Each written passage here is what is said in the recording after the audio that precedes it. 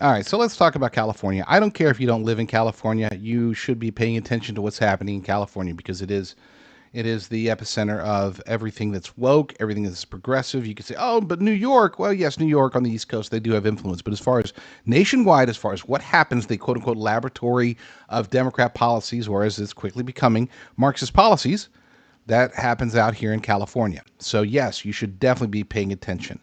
And that's not the only reason. The other reason, I would say perhaps even the bigger reason, is that for the first time in at least 2 decades, and perhaps the only time that we'll see in our lifetimes, there are opportunities for Republicans to actually take some elections, important elections. Yes, we're talking about the gubernatorial election. And yes, we are talking about the LA mayor's race.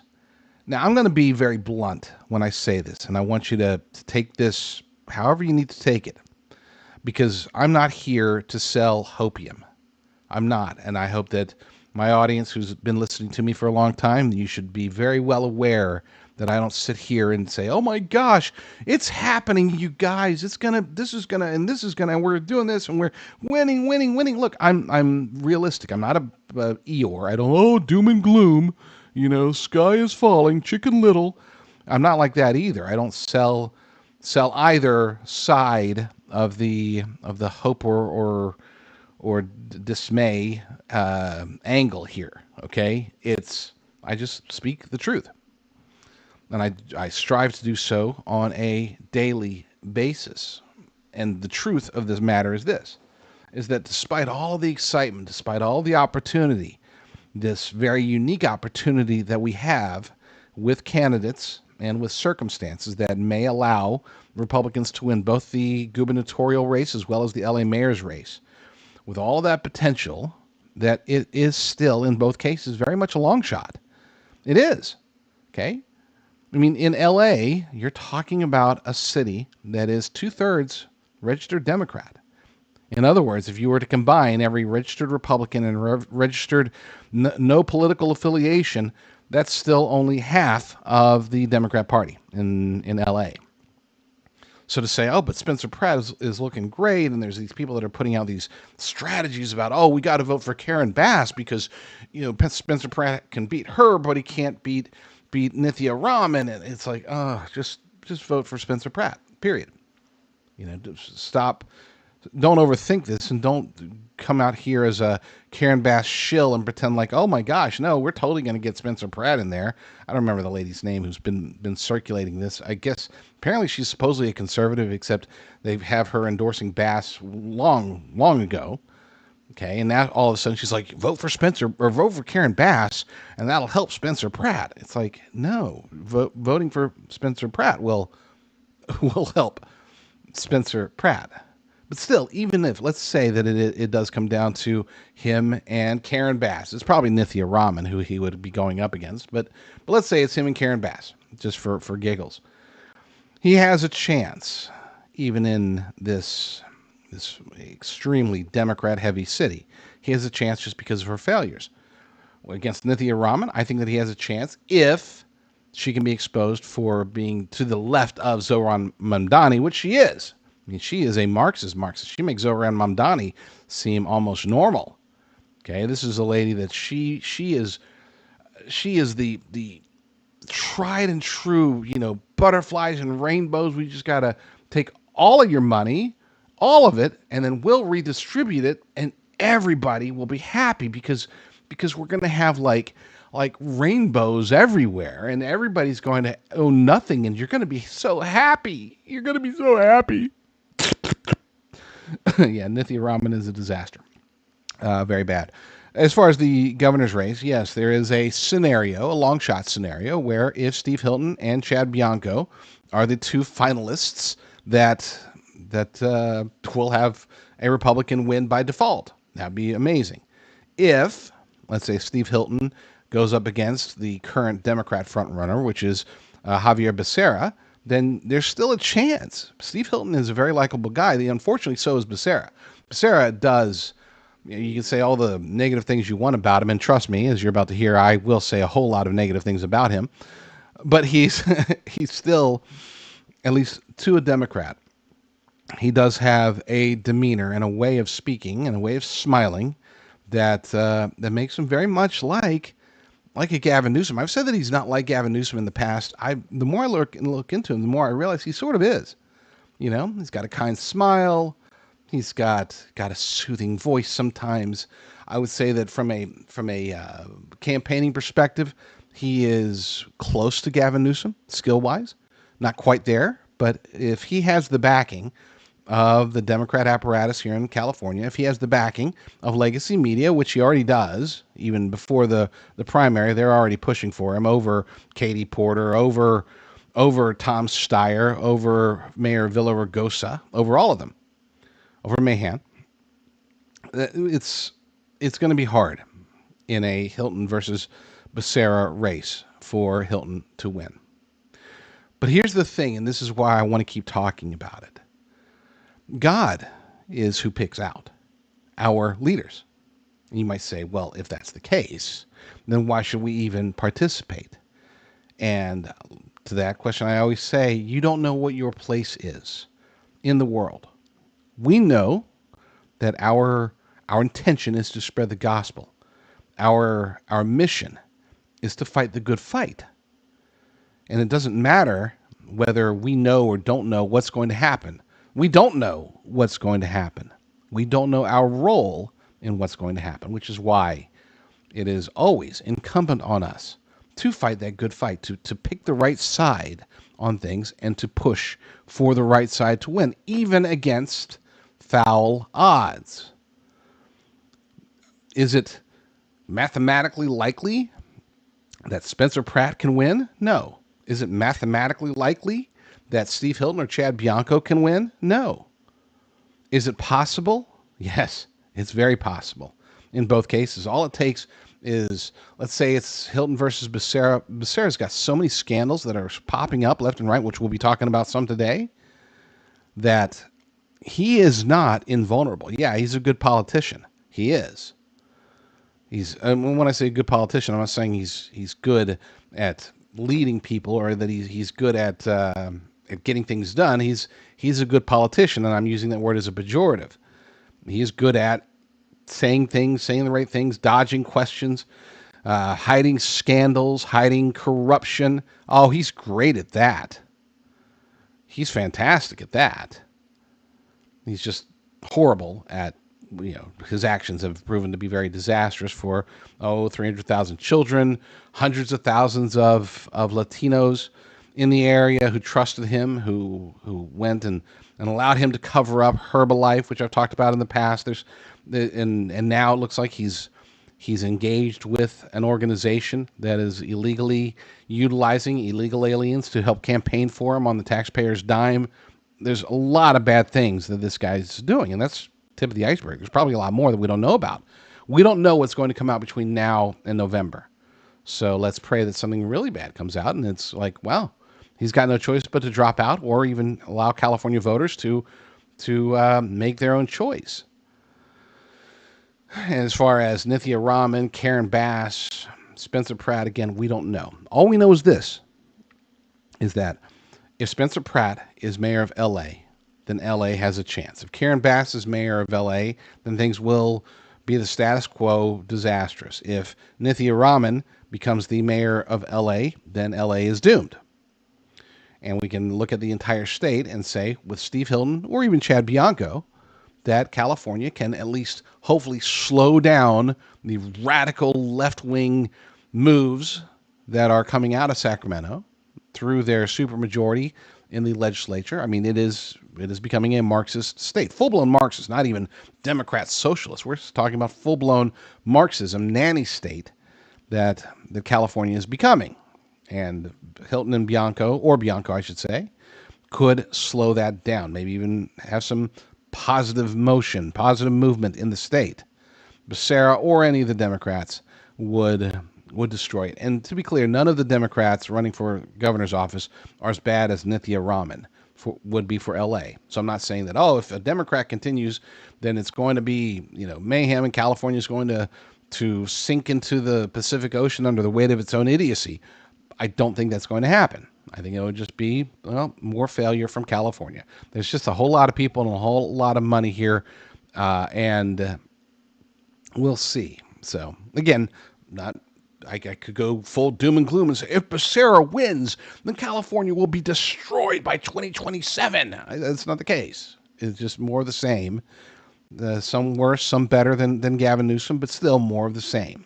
And that's not what we want, because so far Gavin Newsom has been a disaster of epic proportions. Today's episode is brought to you by my fantastic, incredible, wonderful friends over at Heaven's Harvest.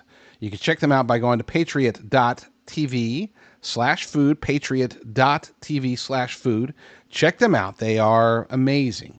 And it's a faith-driven survival food company. They've got heirloom seeds. Their food is actually from America. Heirloom, they grow their own food, heirloom food here in the United States of America, versus the vast majority of these prepper survival food companies that import their food from China and South America and places like that. No, this is all grown down there in Georgia. So check them out, patriot.tv/food. You know, we tried to get us some footage in Los Angeles to depict the apocalypse, but there were just too many people, so we had to turn to artificial intelligence, which defines the apocalypse as apparently slow motion objects coming out of the ground for some reason, and us standing there in the middle of the street depressing our children before oddly walking away from them. I guess that's the apocalypse, according to AI, along with marbles, glass on the ground blowing away. But hey, at least we'll be eating well, because we will have real food, not AI food, real food from Heaven's Harvest, which you can get by going to jdrucker.com/food, jdrucker.com/food. It's fantastic food, number one. Number two, it'll give you hope, even if you're filthy. I mean, even if your hair is unkempt and things are crazy, you can still look up and know that you're buying from a Christian company at jdrucker.com/food.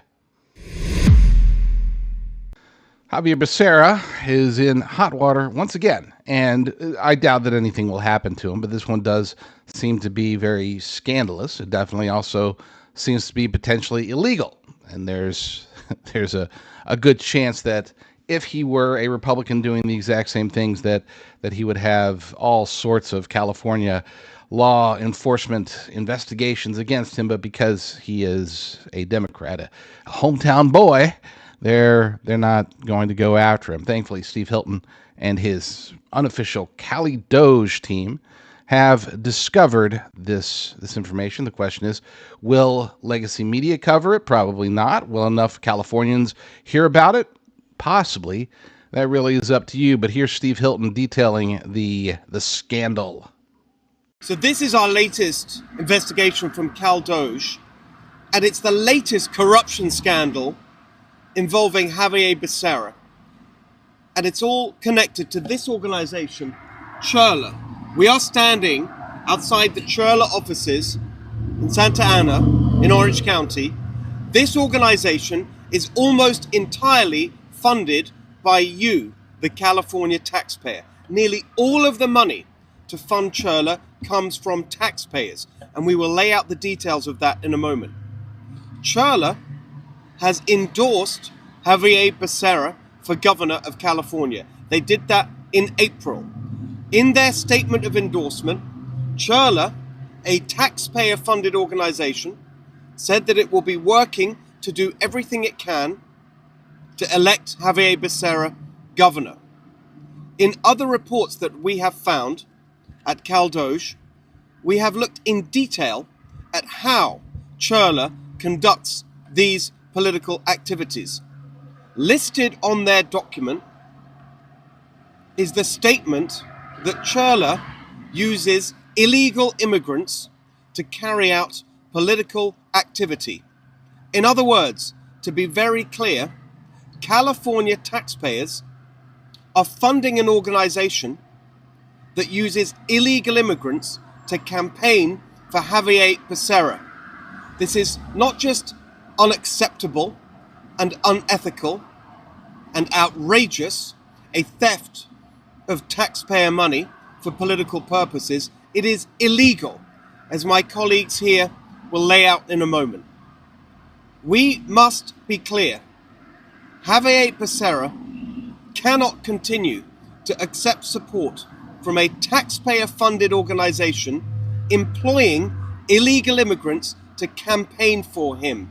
He must stop this now. So, good job there, Steve. We have more of our own information that we were able to uncover over at patriot.tv. You can also find it, of course, where you can find all of our stuff over at jdrucker.com.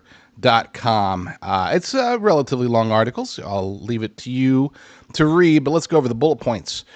Chirla, that's Chirla, a nonprofit drawing tens of millions annually in taxpayer grants, endorsed Javier Becerra for California governor on April 13th via its action fund. Now, for those who aren't aware, when there's a nonprofit, especially one that receives taxpayer dollars, you can't be political at all, but you can have affiliations with similar sounding organizations that they can get political, whereas the 501c3 cannot.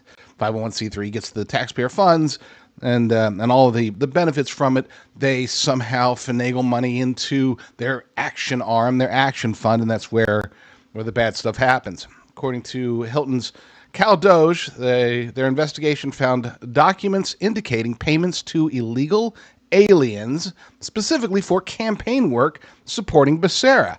This is illegal on two fronts. Number one, if they can demonstrate that, hey, you know what, we are this version, this action arm is so closely affiliated that the money itself coming from taxpayers going to the 501c3 is actually being used here to pay for political campaigning, totally against the rules, totally illegal. And a lot of people can get into trouble for that. So that's number one. Number two, they can't hire illegal aliens and pay them, whether through taxpayer funds or not. They cannot hire illegal aliens to campaign. So, and then when you combine those two things together, that's where you get into the real potential trouble. And again, I wish I could say that, oh my gosh, justice is going to be served, but I think in the best case scenario here, all that we can hope for is that enough people are exposed to the truth and hold it against him as they should. The group's own Immigration Political Power Project deploys undocumented individuals, known as illegal aliens, where I'm from, as paid or volunteer canvassers and phone bankers for political outreach. Again, illegal. Federal law prohibits the use of taxpayer-funded nonprofit resources for partisan political activity, especially when it involves unauthorized workers, as I've said. Chirla claims strict separation between its 501c3 service grants and the 501c4 advocacy. 501c3, they can receive these service grants from taxpayer dollars, and they can use that for education purposes. Wink, wink. As far as the 501c4, they can be a lot more political. They can endorse candidates. They can do a whole lot of things. They can get involved in dark money. What they cannot do is use or receive taxpayer funds or taxpayer-funded benefits. But Hilton alleges that the lines have been deliberately blurred. And this isn't uncommon. Let's be clear. This is something that happens across the board, and it does happen even with conservative nonprofits. We've seen some of them get into some trouble in recent years. Why? Because it's a lot easier to raise money for a 501c3, but a 501c4 is where the real action happens. That's where you can get political, like I said. And so there's this tendency, this desire to take the big funding nonprofit and apply some of that money, just figure out ways to work the books, so to speak. This comes amid Becerra's separate campaigns, which campaign finance scandals, which we've talked about. There's two of them now, two others. Hilton, a Trump-endorsed Republican candidate, has used Cal Doge to expose broader patterns of waste exceeding $400 billion in state spending. The allegations surface in a tight gubernatorial race where Becerra is polling competitively against Hilton and other Democrats. And to be clear, he is the front runner amongst the Democrats. He and Hilton are basically neck and neck. If the election were today, it's on June 2nd, by the way, but if it were today, then yeah, it would be those two that end up winning. Now, our goal, our desire here is to see Hilton going up against Chad Bianco, the other Republican in the race. Chances are slim, but folks, it's not up to us, okay? It really isn't. I mean, it's up to us in that we need to participate, we need to act, we need to vote. If you're living here in California, for the right candidates. But this really comes down to God. If God wants a Republican to win in California in a way that would shock the establishment, shock the world, and of course shock my fellow Californians, then there's nothing that Democrats or anyone else can do to stop them. And if God wants this to be Steve Hilton versus Javier Becerra, then that's what's going to happen. Now you might say, well, does that mean that if everything's predetermined and yada, yada, yada, what's the point of doing anything? Look, that's above our pay grade. We fight the good fight. That's what we do. That's why I do this show. I don't go out here thinking, oh my gosh, I'm going to change the world. I go out here to expose what's wrong, to highlight what's right, to point people in what I believe to be the right direction based upon my biblical understanding and conservative understanding of the world, and leave the rest on the table. Just let it figure itself out, so to speak. And I really think that's the best we can do, especially in a place like California, where it will take, I believe, an act of God for there to be any sane government returning to this state anytime soon. Oh, Johnny, I apologize. I forgot you were there. You may go now. Generally, when you go to a city in America and ask them ahead of an election what their top priority is, they'll usually say the economy. Occasionally, they'll say it's education or crime. But as Peter Savodnik at the FP learned, in Los Angeles, there's just one topic that seems to be staring everybody in the face when they walk the streets every day. We went across the city to ask voters one question. What is the most important thing the next mayor has to do? Address the homeless problem and the homeless issue. Homelessness. Homeless? The homeless? Homeless. The homeless. Homelessness. The homelessness. The homeless crisis. Help with the homeless. Homeless support. Homelessness. Am I saying it right? Homeless. Homeless people. Homeless issue. And then obviously homelessness. Like, do you encounter this on like a day-to-day basis, or do you see God, it? yes, all the time. Anybody here. It's all over, really. Yes, I don't think there's an easy answer, but it's definitely something that we've got to try to get a grip on. I have young kids. We really like to explore the city, so I want to show my kids a city that I grew up in, that I love and adore. I want the next mayor to be able to make sure all of the museums and the parks are places that every family can go to without feeling nervous. It turns out that after years of decline, all people really want is a return to normal. Seems pretty straightforward to me. And as somebody, I did live in Los Angeles for 3 separate months, once in 2017, again in 2018, and again in 2019. And my wife and I were disgusted. The homelessness issue was horrible back then, and it's gotten worse. It's gotten worse because there has been constant Democrat rule over the city, both the city council as well as the mayor's office, ever since. And that will hopefully, Lord willing, change with this election cycle. But you still have all of the candidates talking about it, including current Mayor Karen Bass, who has done very little, even tried to do very little for the last 4 years, 3.5 years that she's been in office. She just hasn't done a whole lot. But all of a sudden, now, we got to do something immediately, she says. And my question for her is, what the hell have you been doing for the last 3.5 years? I can't allow, and I refuse to allow, people to stay on the street until we build something. We got to get people off these streets immediately. It is at the bottom line a humanitarian crisis, but it is a crisis that impacts not just the individual on the street. It impacts everybody. It impacts businesses, it impacts schools, it impacts quality of life in neighborhoods. And by the way, it is very expensive. Do you know how much it costs to be treated in an emergency room like this? It can be hundreds of thousands of dollars if you wind up needing some, comprehensive treatment. If we can keep people off the streets to begin with, we won't have to spend the money with firefighters fighting fires, with police officers dealing with crime associated to encampments. So it is a quality of life issue for all Angelenos, and we have to think about the money. Obviously, we do not want to waste money. We want to be transparent. We want to be frugal. We want to be efficient. But we have to think about the costs to society and the cost to our budget to leave people on the streets. So to be fair, For a Democrat, the words that she's saying are actually very enlightened. I mean, she's actually making a little bit of sense there. And if it wasn't for the fact that she has spent 3.5 years not doing the things that she's pretending she wants to do, well, then, maybe you'd be like, okay, so this is a sort of a semi-common sense Democrat. Of course, we have experienced 3.5 years of Karen Bass, and she has been an absolute disaster. And she's demonstrated that she can say the right things in a scripted setting, but otherwise she's incompetent, she's evil, she's just generally a bad person. But believe it or not, she's not the worst. No. The worst is Nithya Raman, the city councilwoman, who's actually been there in Los Angeles government for longer than Karen Bass. She's been there since 2020, sitting on the city council. And yet she's sitting there saying, well, we got to do this, we got to do that. Okay, well, why haven't you done it?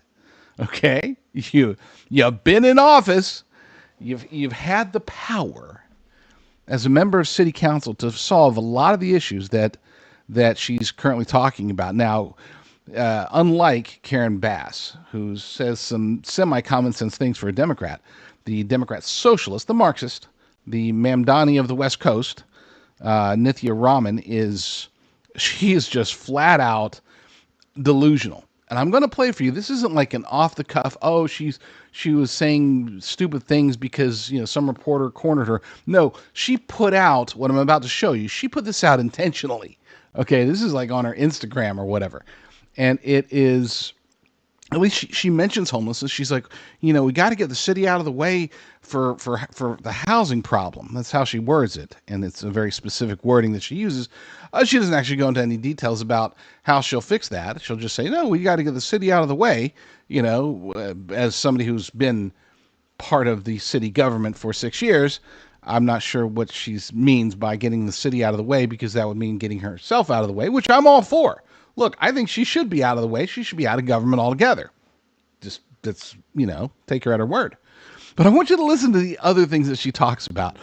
And this is the part where this lady is terrifying. Okay, Karen Bass has been a disaster, but Nithya Raman represents the end of Los Angeles. She really, truly does. Her delusions are so... I've never heard such fairyland discussion as what you're about to hear. For decades, the city has stood actively in the way of housing, and I want to get it out of the way, and I want to make this into a city of opportunity again. I want to build a system of public safety that ensures that when you call 911, someone picks up the phone and the right person shows up when you call, whether it's an armed officer that comes quickly or whether it's an unarmed crisis responder who can help you with the situation that you're facing. I want to build and maintain and expand our park system. I want to build a protected bikeway from the valley to the center of the city. I want to open up 100 community school parks where LAUSD schools throw open their gates on weekends. And in one of the most park-poor cities in America, I want to make it so that every family and every child can walk to a green space near their home. We can have that. We can have that if we imagine it and if we fight for it. Parks. That's what she wants. 100 parks. Notice she doesn't talk about cost. At least Karen Bass was talking about cost. Nithya Raman, as a Marxist, cost is a positive thing. The more expensive, the better. And one of these days, I have to explain how that works. Why Marxism requires more and more and more spending. It'll never be enough. We're starting to see that, of course, in New York City. Nithya Raman is far more delusional. I mean, she's not talking about free grocery stores. Okay, that's like a socialist dream. No, she's talking about 100 new parks. Does she understand how much it costs to erect a single park in a city like Los Angeles, with the expenses that are entailed with just one park, and she wants to get 100 of them? And meanwhile, notice that she's ignoring the fact that, she wants all of the families to be able to walk to these green spaces. Number one, they won't be able to walk to the green spaces because they'll have to be stepping over the homeless people. Number two, once they get to these green spaces, they won't be green anymore. And you definitely wouldn't want to walk on them because they will be loaded with needles and drug paraphernalia, because that's what happens in parks, where the crime and the homelessness and the drug abuse is not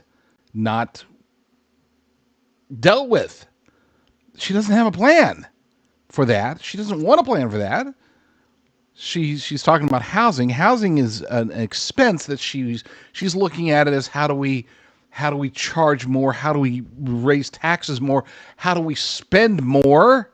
Because that's what Marxism demands, is spend, spend, spend. And when you have no more money to spend, raise more money so that you can keep spending.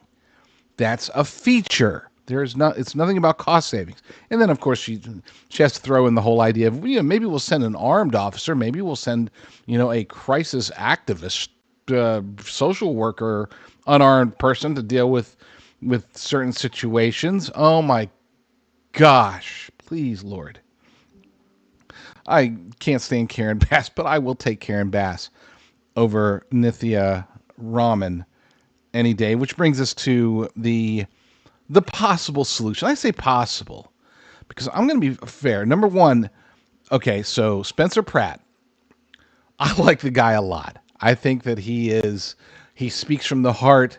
He's got fire. He's a far better candidate than I had anticipated. I thought, oh my gosh, this guy's going to be way out of his league. The dude knows the issues very well. I mean, he's a natural at this. I didn't know anything about him, to be fair. I heard, like a lot of people who were introduced to him for the first time, oh, reality TV star, great. The last time we had one of those, it was like President Trump. Oh, well, okay. So anyway, I gave him a chance, and it's like, wow, this guy makes sense. This guy makes a lot of sense.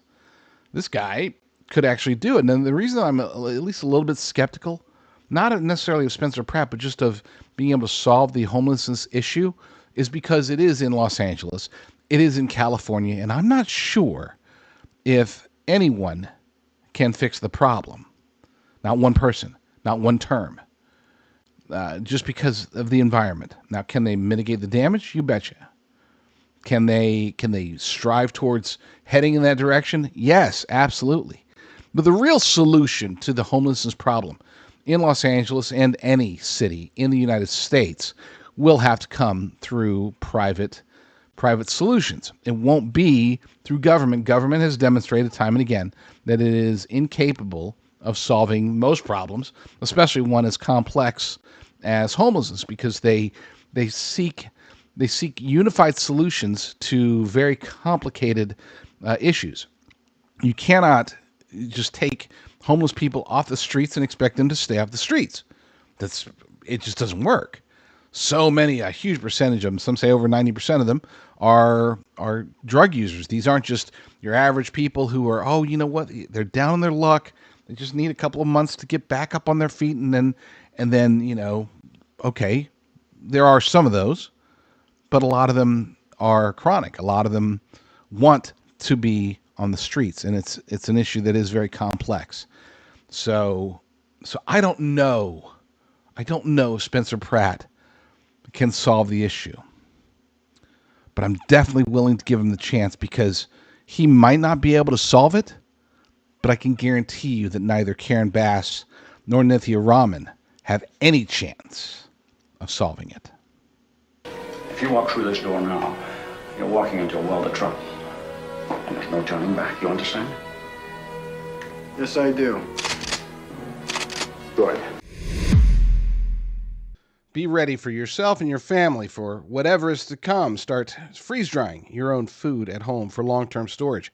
Go to discern.tv/harvest, discern.tv/harvest, and take control of your food future. If you've been paying attention to gold and silver prices, there's a good chance that you are considering buying physical precious metals, right? Makes sense. Now, I'm not a financial advisor, but I personally would never buy numismatics or collectibles or anything like that. They're overpriced. The prices are inflated for no apparent reason. I am a bullion fan, which is why I work with Advisor Bullion.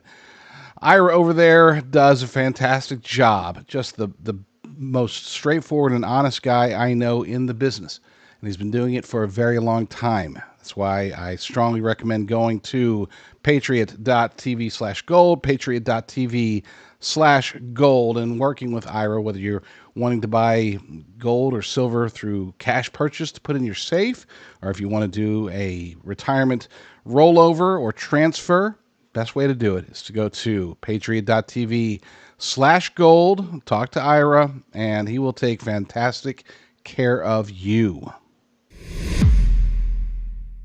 Last night was CNN's gubernatorial debate for California, and just like pretty much every debate for the last decade, this one was very boring, very much not very fun to watch. There was enough zingers that they could get some fodder for X, but otherwise just another standard debate. I miss the 2016 GOP primary debates. Those were always fun to watch, and not just because of President Trump. Even Chris Christie, as much as I loathe him, he was entertaining. Marco Rubio did great sometimes. Other times he was an embarrassment. Ted Cruz did very well. Jeb Bush, we could laugh at a lot. But these recent debates have sucked, especially the Democrat ones. But last night's was the open jungle primary debate. So you had Republicans and Democrats on stage. These were the leaders. A couple of them really have no chance, but they were there anyway. Villaraigosa, I would say, definitely did the worst out of anybody. He just came across as it was almost as if he was out there just to be an attack dog, not really trying to win, but just to go after somebody. Somebody's got him paid off, probably Katie Porter or Tom Steyer, but because he was going after the Republicans, he was going after Becerra. He sucked. Katie Porter, of course, was a disaster because Katie Porter is a disaster. Just awful. Let's just play it. I'm going to play it. So this is I think, what is 45 seconds. It's 45 seconds. They are asked to use one word to describe Gavin Newsom's tenure here, and there was one reaction, well, two of them that were worth noting, and I'll get to those after this. I want to talk about California Governor Gavin Newsom, who's about to leave office after 8 consequential and at times controversial years. To all of you, what is one word you would use to describe Governor Newsom's performance as governor? We will go down the line, starting with you, Mayor Villaraigosa. One word to describe Governor Newsom's performance as governor. Performative. Bold. Progressive. Failed. Steve. Failure. You can't take my word. All right. Game changing. Incomplete. All right. Again, Villaraigosa, idiot. Katie Porter, idiot. Tom Steyer he legitimately is an idiot, but I wouldn't count him out just because the dude's super rich, and you never know. It's California. There's a lot of things you can buy, including votes. Matt Mahan is probably the only Democrat who's sort of semi-lucid. Okay, he's one that he would be not horrible, I guess. No, he'd still be horrible, but he'd be the least horrible out of the Democrats, and he was a non-participant basically, which leaves us with the three that we're going to focus on today. Number one, you had Chad Bianco, and throughout, this wasn't the only time, as you saw, you had Steve Hilton ahead of him who said failed, and then it's like, Chad, you just stole my words, Steve. And well, yeah, that's good, Chad, but you got to be good on your feet, at least for these debates. Not necessarily as it's sad that we do grade people about how witty and how fast on the comeback they are. These things, that plays a role in how well people do with debates and with interview questions and all that stuff, when in reality that has very little to do with actual governance, because governance isn't like, oh, got to make a decision like that real quick, at least not for California or any gubernatorial governance. You have to be thoughtful, and I think Bianco can do that. The question is whether, but again, and that wasn't the only time where he didn't handle it very well, being caught off guard. The whole question of his participation with the Oath Keepers in a span of 90 seconds. He started by saying, yes, I'm proud of keeping my oath, and I was a member of the Oath Keepers. And then 90 seconds later, they're like, are you currently a member of the group? And he said no, which is fine. I get it. He's He's in California.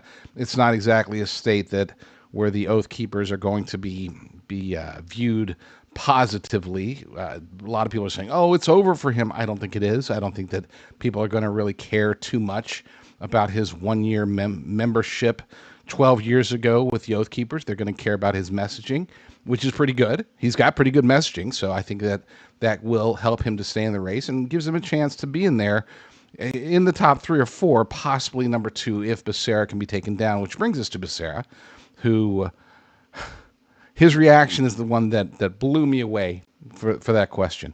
He really is latching on to Gavin Newsom hard. To say that Gavin Newsom was game-changing, I agree. Gavin Newsom changed the game in California and across the nation. He did so in a way that it was truly, legitimately, very much negative. He is a game-changer. He's a force of, I don't want to say pure evil. I think he's just ambitious. I don't think he's a horrible, trying to hurt people guy. He just doesn't care about people. He's more indifferent than evil in that regard, and that's why he gets busted, locking down the state and then going and eating with his buddies at the French Laundry, which I've never been to. Would love to go someday if anybody wants to send me a couple $1,000s extra to take my wife on a nice date. Otherwise, I doubt I'll ever be eating there, but Gavin Newsom did. And for Becerra to say that he's game-changing, not sure what the play is there in the primaries. We'll see. I guess he's hoping, he's already looking forward to the runoff, the general election, as we would normally call it, against Hilton, in which case he'll say, I'm latching on to Gavin Newsom. And Gavin Newsom fought Donald Trump. Steve Hilton's latching on to Donald Trump, yada, yada, yada. And then that last response calling Gavin Newsom a failure, or failed, is what Steve Hilton said. Bianco followed up by calling failure. It is what it is. I think there was an opportunity there to do more. But let's get into these 3 takeaways. 3 takeaways of 3 moments during the debate that should be heavily noted. Number 1, and this is the most important one because this really details not just what's happening between now and June 2nd, the June 2nd election, but also what would happen after the election if Becerra is amongst the top 2. And that is that despite all the scandals, despite being just absolutely horrible, of all the candidates, he's the one that I would be most concerned about being California governor. And that's not just from a partisan perspective. Again, even relative to his fellow Democrats, he would be very much awful. And it seems as if, at least at CNN, nobody's going to push back because throughout the night he lied and then lied again and pretended and covered up, and they gave zero pushback. Just as legacy media has done for years for others, including Barack Obama, including Joe Biden, who they said was oh, he's fine up there. Kamala Harris, oh yeah, no, she's good. They cover up scandals for Democrats like it's second nature for them, and they did it last night with Becerra, and unfortunately they will continue to do it for Becerra, which is why it's up to people like you and me and Steve Hilton and Chad Bianco and anyone else to expose Becerra for the evil man that he is. I have to go back to Secretary Becerra, since I did promise you that I would let you respond to that, since Congresswoman Porter invoked your name a few moments ago. She was talking about your leadership. Would you like to respond to her? Yeah, I think everyone's invoking my name. It's nice to hear my name quite a bit, and they're at least pronouncing it. It shouldn't be. I will tell you this. Distorting the facts in your quest to be governor is never good. But using Trump lies to try to damage your opponents is worse. And that's what we see happening. Everyone knows that Trump campaigned in 2024 talking about lost kids when there were no such thing as lost kids. To hear these candidates now talk about that, if they're so concerned, why haven't they taken any action to find these lost kids? I think it's shameful for people to use Trump lies to try to gain favor with voters when you know it's not true. Use the facts. We should have a governor who relies on the facts. I will speak the facts when I'm governor because that's what the California voters deserve. I feel compelled to fact check it. Staying on the topic. It was a New York Times Pulitzer Prize-winning investigation. And read the article. It's not Donald Trump. Read the article. 26 Democrats. All right, Mr. Villaraigosa. We're gonna move on. We're gonna move on now, sir. Of course, they're going to move on. That's what they're going to do every time Becerra faces any heat, because he has been apparently anointed by legacy media, by Gavin Newsom, by the Democrat Party as their guy. Villaraigosa, like I said in the beginning, he was more of an attack dog going after the Republicans, and Becerra, again, probably, I doubt Porter was involved. It was probably Tom Steyer somehow getting him to, making him a promise or something to get him to go after Becerra, which he did. And he wasn't very effective at it, as you could see, but at least he was trying. At least he's trying to maintain some degree of relevance. And of all the candidates on the stage, Villaraigosa is the least consequential, just as a human being, but that's besides the point. So let's move on to Katie Porter's second takeaway. It's funny because the clip that I'm about to play misses the most important part. I pulled the wrong clip.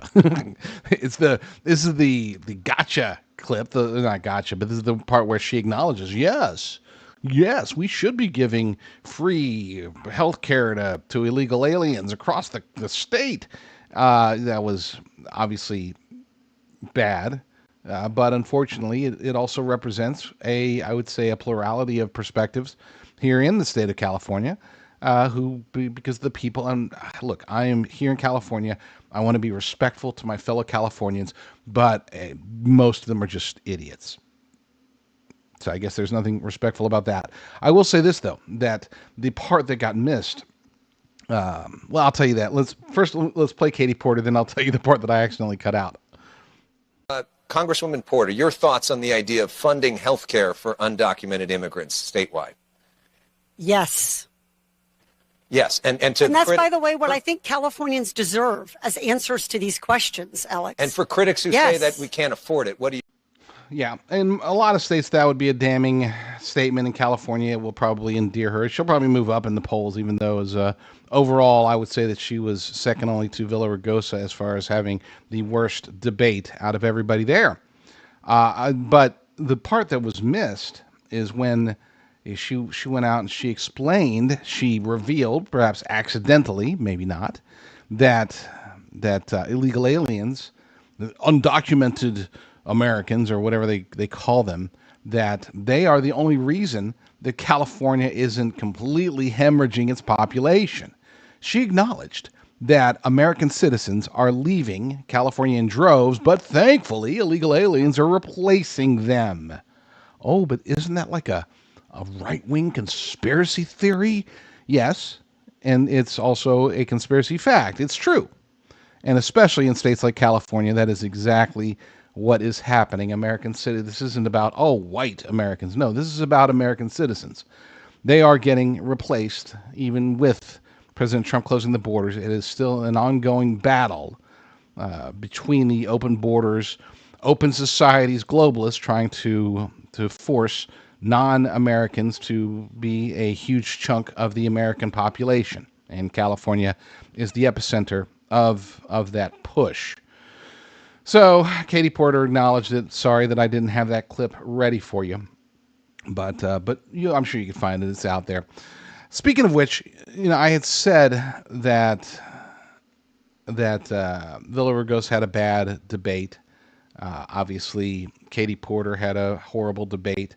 Tom Steyer was, the guy's just kind of hard to like, and that's good, I guess. Maham wasn't really a player, which leaves the other three. Bianco, again, other than he's got good policy ideas. He's got some bad ones too. I'm not going to talk about those because we'll see what happens after January 2nd, whether it's even worth discussing Chad Bianco's good and bads. For the most part, they're good. But the other two had good debates. Hilton could have been a little bit more aggressive, I think, especially going after Becerra. He has, when in the non-debate setting, he went after him just fine, but he did save the one really good zinger that he was using against Becerra. He saved that until the end when really there weren't nearly as many people watching the debate, and that's unfortunate. He should have led with this and set the tone, but he did not. So here is Steve Hilton, going after Becerra for the truth about the scandal that, of course, Legacy Media, one of the scandals that Legacy Media is covering up as we speak. Question for you on another issue that has come up repeatedly during this campaign. You're actually part of a lawsuit against Sheriff Bianco here over his seizure of more than 500,000 ballots. That's correct. That was brought up earlier in Riverside County from last year's election. He says he's investigating allegations of election fraud. Election officials say that those claims aren't valid. Do you believe that the sheriff here committed a crime? The sheriff is supposed to enforce the law. In this case, Sheriff Bianco violated the law. There are ways that you treat ballots. You have to maintain the integrity of every ballot. So you know, I know, we all know that no one will tamper with your ballot. There is a chain of custody requirement that the law says you have to follow in order to let that ballot move anywhere. Sheriff Bianco, I believe he broke the law. Sheriff Bianco didn't follow that process. He violated the law not talking as about the elections. sheriff. So absolutely, that's why we are suing talking him about to the get back election. the ballots. He cannot claim that's under not the cover of lawsuit. an investigation that he has the right to take these ballots and break that chain of custody. That's against the law. That's why we're suing, and that's why he's going to lose in the Supreme Court. Sheriff Bianco? It's not true. None of that is true. This is all political so he could get his name in the papers that he's suing for all of it. It is It's all true, garbage. Sheriff Bianco. You don't know anything about Yes, it. I so- do. Can I It is answer? true. Can I answer? You broke the law. Can I answer? I am tasked, elected and tasked with enforcing the law in Riverside County. And part of that is fraud. Election fraud is against the law. There is absolutely nothing we did that was illegal. And the real issue here is the Attorney General just doesn't want them counted. So the issue at stake in the Supreme Court is whether he has the authority to order me to not do an investigation. That's all this is. Don't lie. You two have no idea what was going on in that investigation. Secretary Becerra, You're making your it response? political. Yeah, he's being sued by the Attorney General, but he's also being sued by those of us who want to protect the ballot. And what we're saying, Sheriff, is that if you're going to try to get a ballot, follow the law. The law is pretty clear. All you had to do was read the law. You cannot take ballots, confiscate them, and count them yourself. You have to have people who are trained and the judge authorized to agreed. do that. We can, You and the cannot judge do that. agreed. That's why the Supreme Court has stopped you from being Mr. able to Hilton, count what's your ballots. view of That's a this? lie. My view is that it's a bit rich for Javier to talk about following the law when he is mired personally in a corruption scandal where his former chief of staff, Sean McCluskey, when Javier was appointed by Joe Biden to be health secretary, he wanted his chief of staff to go with him. The salary wasn't enough. So what did they do? They took money from Javier's campaign account to top up his salary by funneling it to Dana Williamson, Gavin Newsom's former chief of staff, so that it was paid to this guy's wife. Secretary All of that Becerra, I is want you- illegal. It is against state law. It's against federal law. My running mate for Attorney General, Michael Gates, has this evening written to Javier Becerra to make it clear that when he is Attorney General, Javier will be investigated Thank you. and, And if Mr. necessary, Hilton- prosecuted for these crimes. Mr. Hilton, just to clarify the question about the seizure of the ballots in Riverside County, do you believe that Sheriff Bianco took the right step there?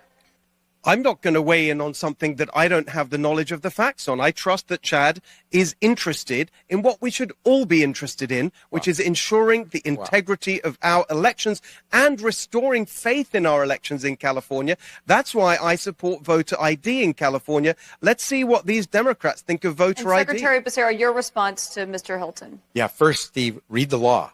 In order to remove ballots, you have to follow a process. Sheriff Bianco didn't follow it. If you're not going to enforce the law as governor, then why would you want to sit in the office? But Well, to if you're the point not- if you're going to the break point Probably about the same fraud you point about investigated while you were accountability. Attorney General. This issue, Steve, again, read the indictment. I was not involved in the actions that It were was being your chief of prosecuted. staff.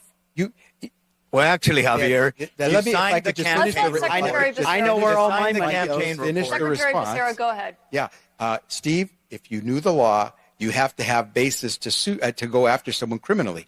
I am not involved in that action.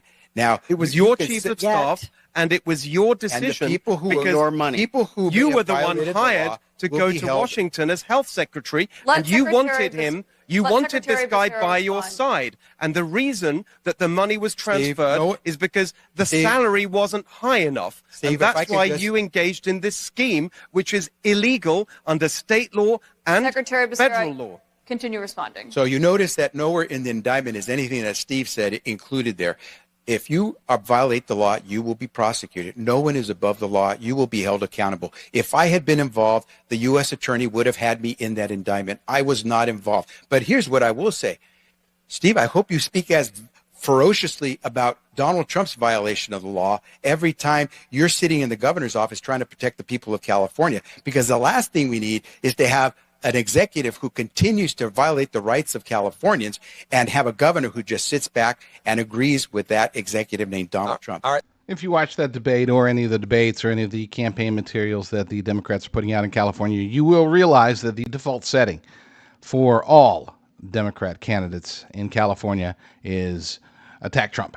Trump, Trump, Trump, Trump, Trump. Everything is apparently about Donald Trump, and it's comical, but unfortunately, it's also in many ways effective because Californians. Here's the biggest challenge with Californians. It's not just the aforementioned idiocy of the population here in the state. There is an understanding. There's a sense that things aren't right.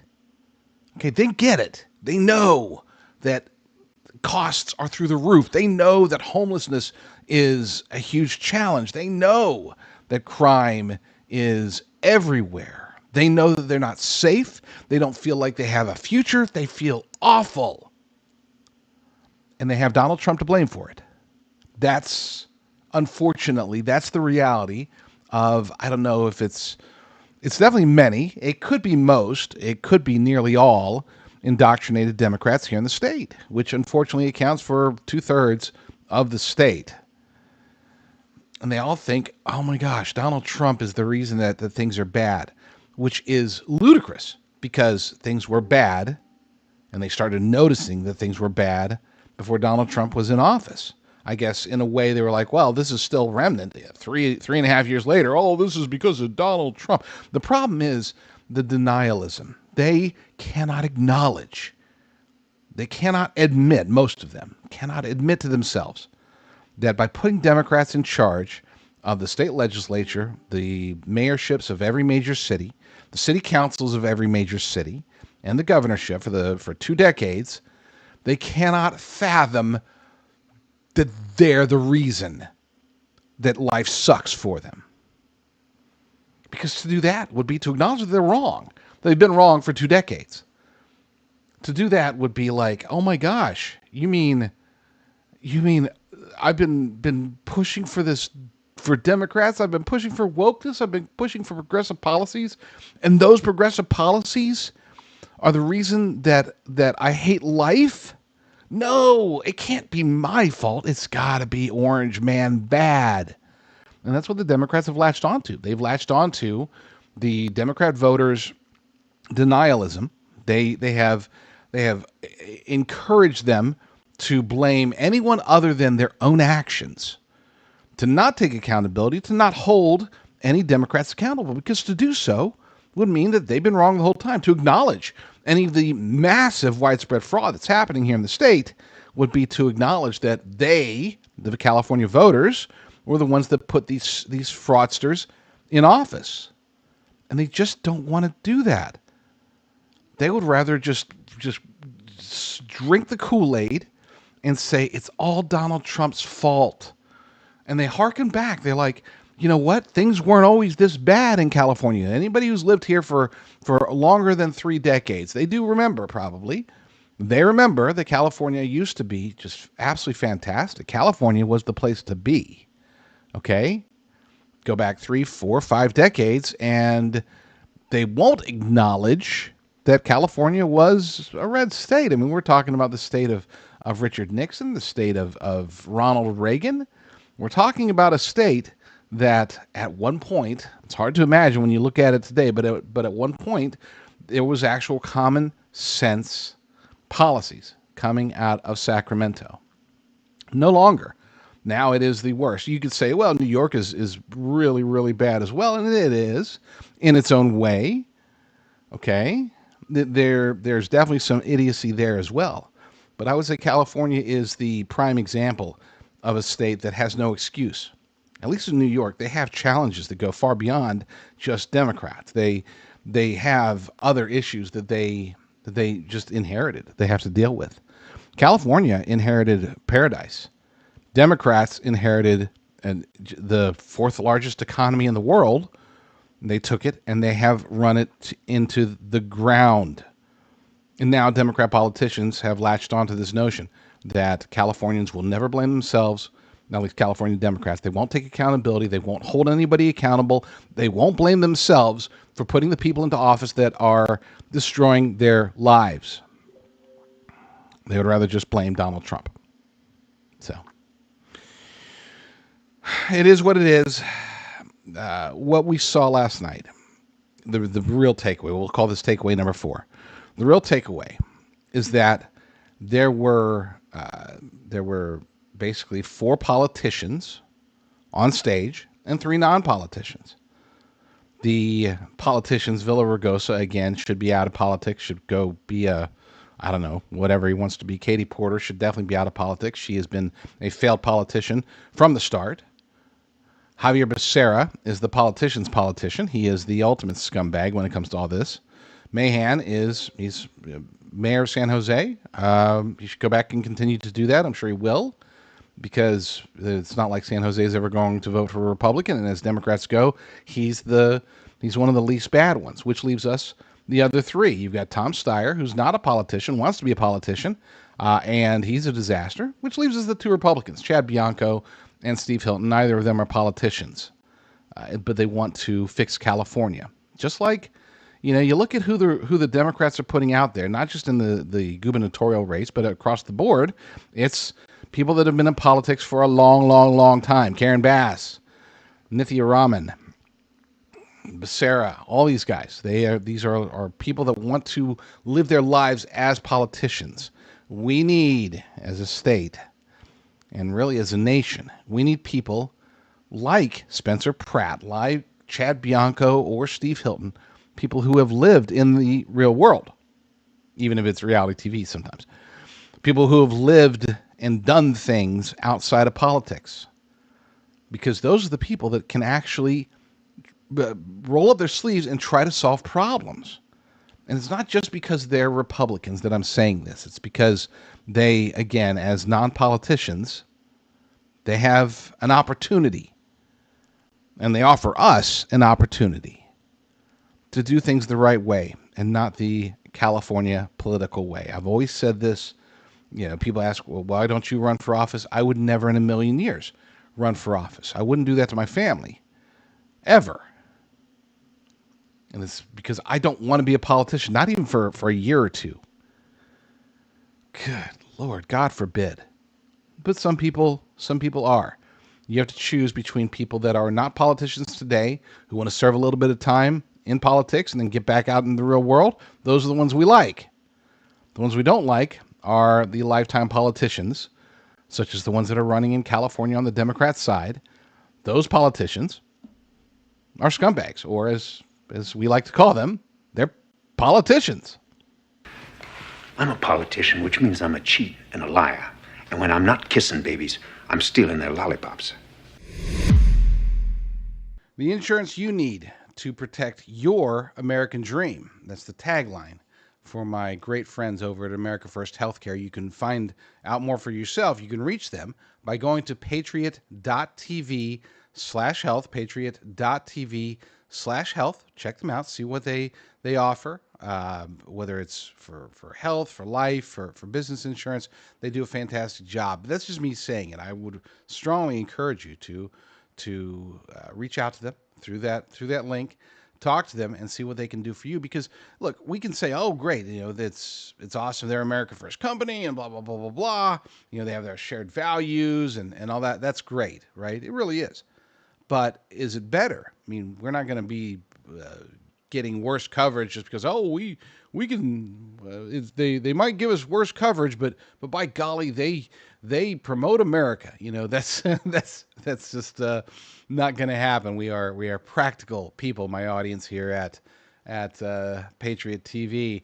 But with that said, they claim, and I would encourage you to research it, but they claim that they actually have better coverage than what you get through the government-controlled healthcare systems or even many of the private healthcare offerings out there. And more importantly, perhaps for some of you, more importantly, they offer better rates. With, according to their website, with thousands of insurance plans to choose from, it can feel overwhelming to find the right plan at the right price.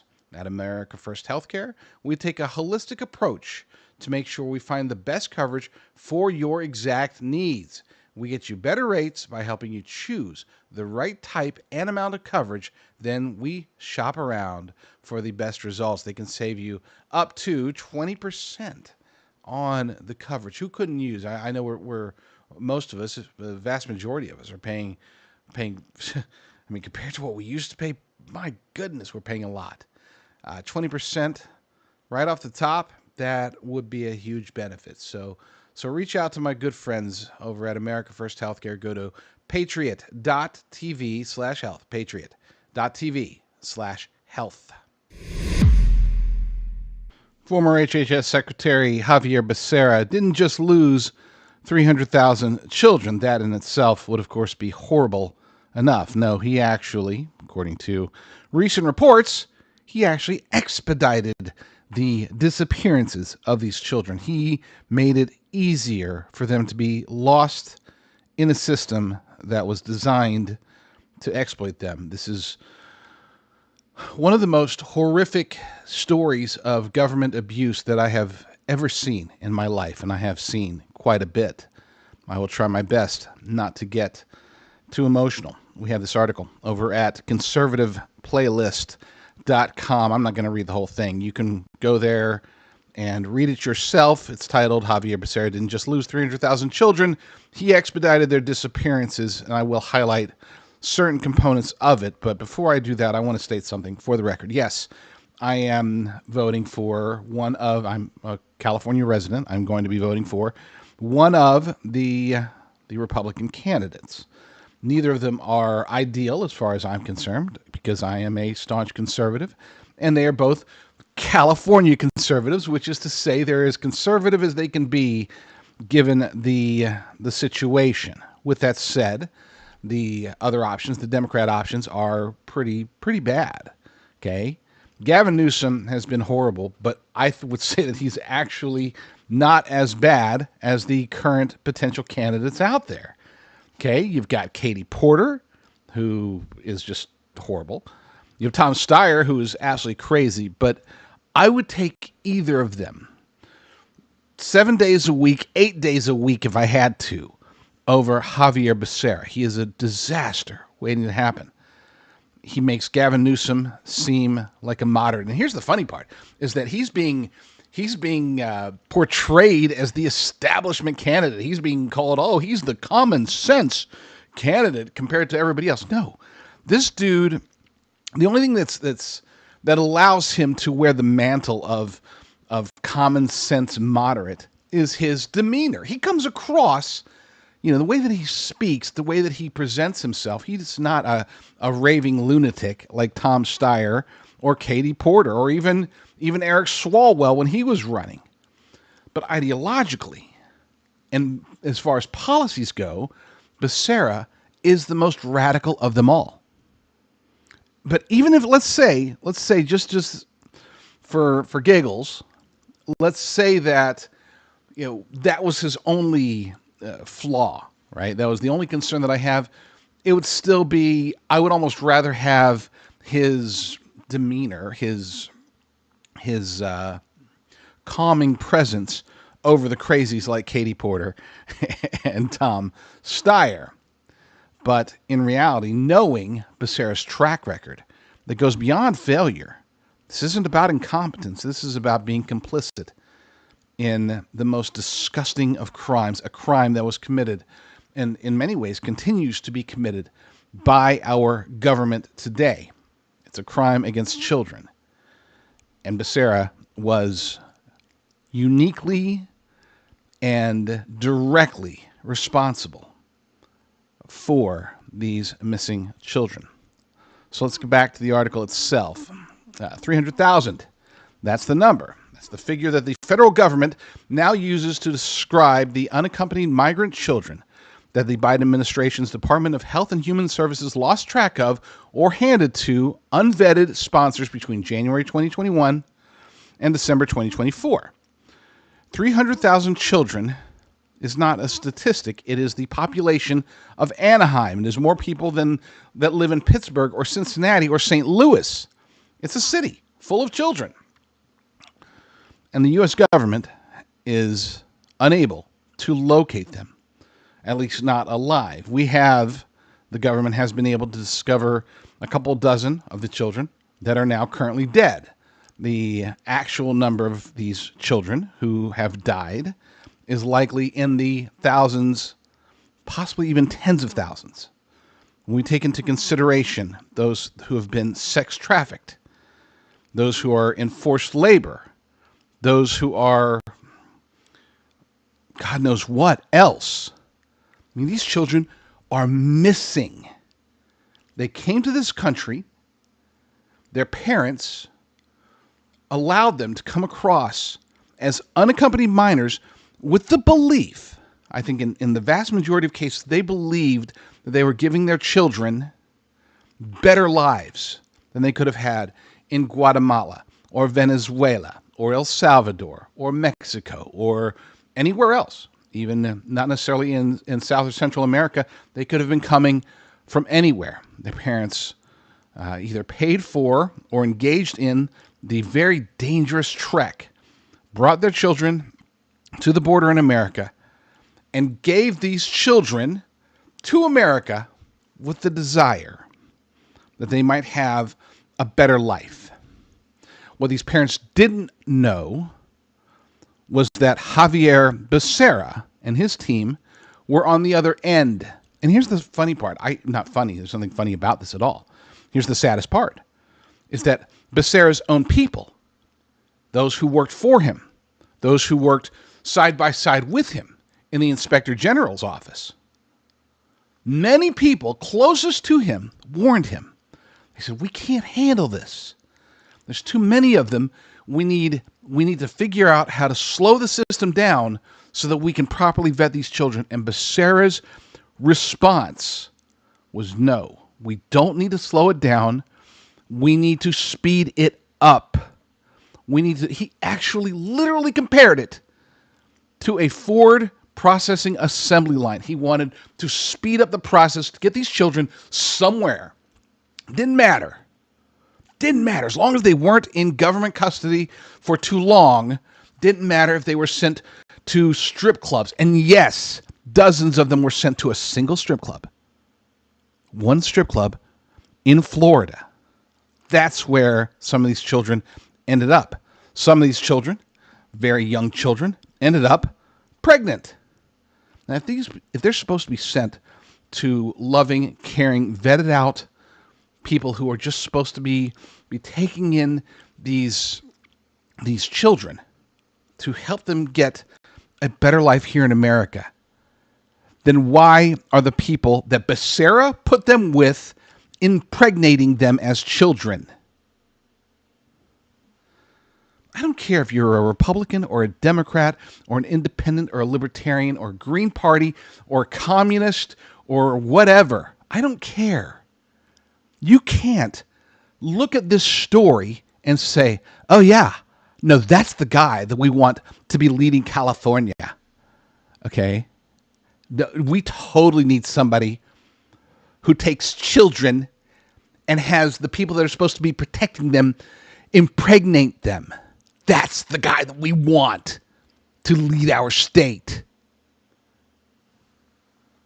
You don't like Steve Hilton because he's a Republican. You don't like Chad Bianco because he's law and order guy, a sheriff. Fine, vote for Katie Porter.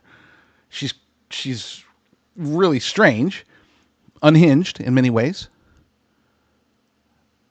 but I don't think that she does harm to hundreds of thousands of children. Pretty sure she hasn't. I can look at Tom Steyer and I can think, my gosh, if this guy wasn't a billionaire, he'd be a clown. He'd have to be a clown because he's laughable. But if you have to, vote for him. I don't care. That's fine. He didn't put 300,000 children's lives at risk that we know of. Javier Becerra did. Javier Becerra is, at best, the best case scenario is that he's just incompetent. I mean, full-blown, the dude is just like full-blown stupid. Just get him a helmet so that he doesn't hurt himself. That level of stupid. Okay? That's the best case scenario.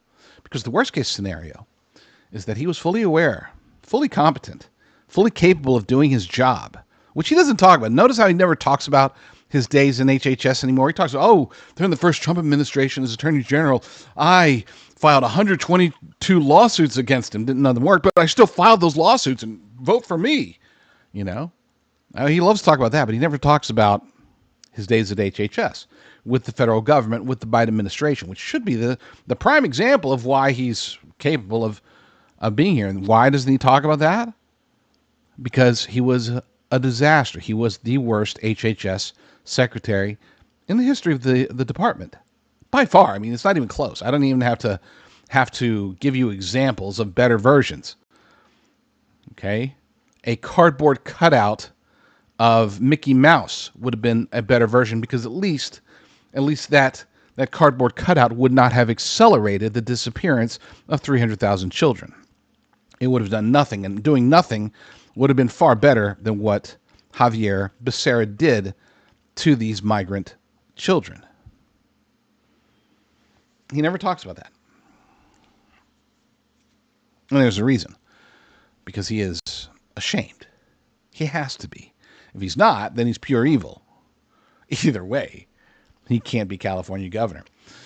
He was warned in writing by his own people. The most generous reading of Becerra's tenure would be that he inherited a chaotic system and did his best in difficult circumstances, but the documentary record makes that reading impossible to sustain. In July of 2021, very early on in his time, 11 managers inside the Office of Refugee Resettlement signed an internal memo warning that labor trafficking of children was increasing. Labor trafficking. They told their superiors, in plain language, that the system had become one that rewards individuals for making quick releases and not one that rewards individuals for preventing unsafe releases. In other words, it's like, hey, we're here, according to our mandate, we're here to move the children out as fast as possible, not worrying about where we're actually sending them. 22 children to a strip club? Awesome, let's do it. 4 children to a known MS-13 gang member's home? Why not? They're probably going to end up there anyway, right? This is the mentality. But his own people were like, we got to slow this down. We got to stop this. We have to focus on getting these children with people who won't impregnate them or kill them or turn them into gang members or have them on a stripper pole.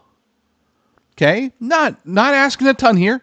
We're not saying, they have to be with the perfect, loving, caring parents. No. Just slow down enough to make sure that we're not handing these children over to people who will exploit them, to people who will do harm to these children. That's a very basic, it's a low bar there. Okay?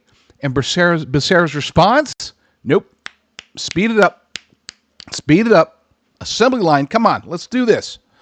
In 2022, the HHS Office of Inspector General had reached the same conclusion from the outside, finding that guidance issued under Becerra to speed releases had stripped safeguards and likely increased the risk of harm to children.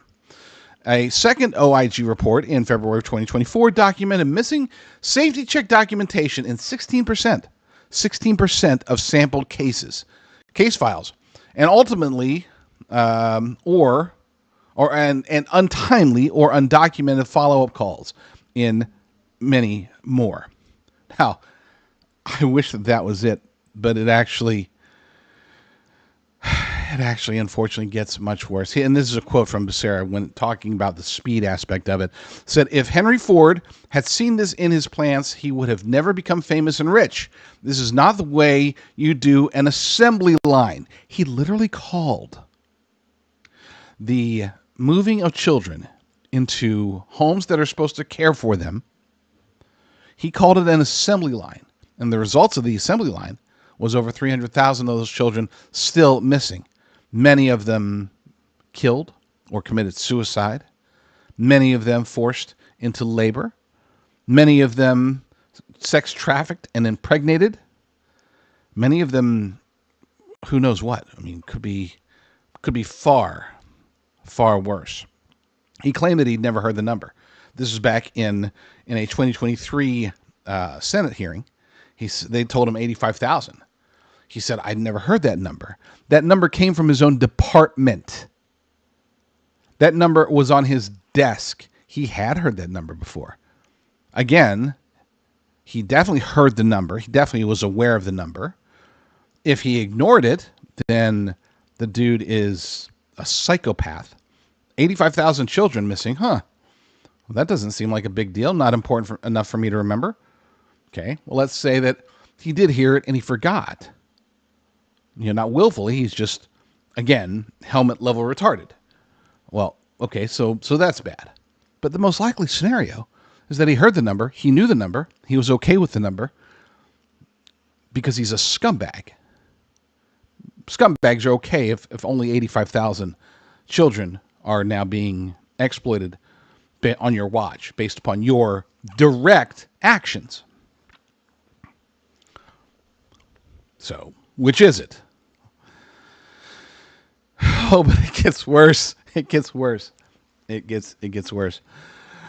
When the Trump administration began processing the backlog in 2025, HHS uncovered something the Biden administration had managed to keep buried for years: a stack of 65,605 unaddressed reports filed by HHS staff, contractors, and the children themselves. I remember when this story came out. There was a whistleblower that was testifying before Congress, and she said, we found this. We found there was an 800 number that was set up, that was given to all these children, saying, look, if anything ever happens, if you need to report people, here's the number. Call this number. Tell us who you are. Tell us where you are. Tell us what's happening, and we'll take care of it. That number recorded messages. Those messages were never heard under Becerra's watch. Let me repeat that. They gave these kids a number. They said, we're going to put you with this MS-13 gang member, but if he ever tries to do anything crazy to you, just call this number and we'll get you taken care of. Many of those kids, as many as 65,000, not just these kids, but also people that were around them, called this number, filed reports, said, hey, we've got a problem here. This MS-13 gang member is using this 12-year-old for whatever. Or maybe the 12-year-old calls and says, hey, you guys said to call and report this. I'm reporting it. Under Javier Becerra, and again, I cannot be more clear about this, directly under him. This isn't something, got lost in the bureaucracy, never made it up to him. No, this was his program. This was what he was directly responsible for making sure that this system worked. And it did work. It recorded all the messages. And there was a total, according to this testimony, there was a total of, 0 follow-ups, 0 responses. These children were hung out to dry. Don't worry. Call this number. Javier will take care of you. Meanwhile, Javier is thinking, let's see, I gotta get ready to go fundraise. And I know that after, whether Biden wins or not, Gavin Newsom's getting termed out.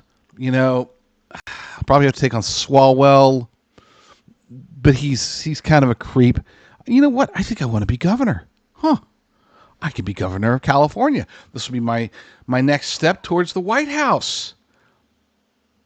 Do I want to focus on that, on acquiring power? Or do I want to maybe follow up on any of these 65,604 reports of children being exploited? That I put them there. I put them, and I said, hey, call me if you need anything. Go hang out with Uncle Rico. I know you don't know Uncle Rico, but, he's willing to take you in, and we got an assembly line that we got to keep pushing you through, so go there. Shut up, kid. Don't call. I mean, call if you want to, but we're not going to answer. We're not going to follow up. We're not going to help you. Javier Becerra's response to them was nothing.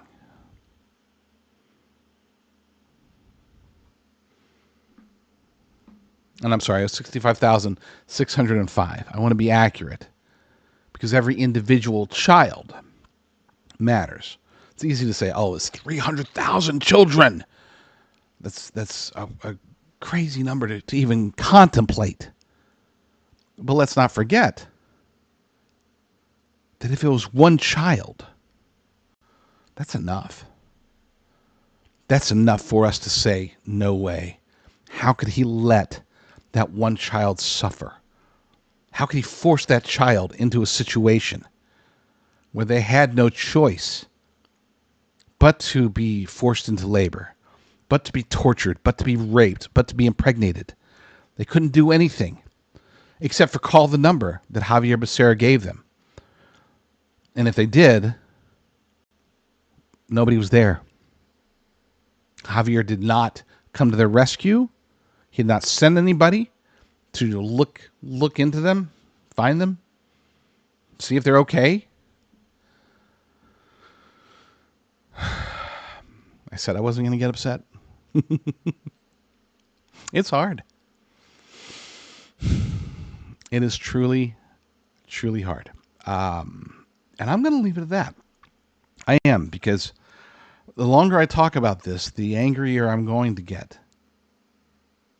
And hopefully, you're at peak anger. There's nothing I can say that should, at this point, be able to make you angrier about this. We should be at peak anger. Because it is that horrible. He is that horrible. If I have to suffer through a Katie Porter governorship or a Tom Steyer governorship, so be it. Okay? It'll just be basically with either of them, it'll be an odder version of Gavin Newsom. But Javier Becerra is either too stupid or too evil to be the governor of California.